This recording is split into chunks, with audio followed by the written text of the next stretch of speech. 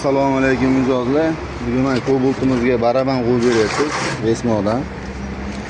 Torimiz ishlamay qoldi deb keldilar. Bu qatır qilib torimiz ishlamay qoldi deb so'rab kelishdi. Ichida 4 ta odam bor ekan. O'zingiz uchun torimiz qismlarini tekshirib yuringlar.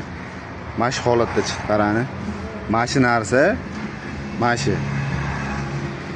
Torimiz ishlamasdan siniqlar ham yo'q dalchi. Tushib qolgan yo'lda.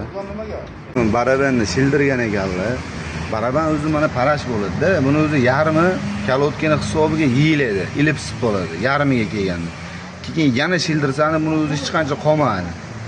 Shu sababli buni bo'lib sinib ketadi.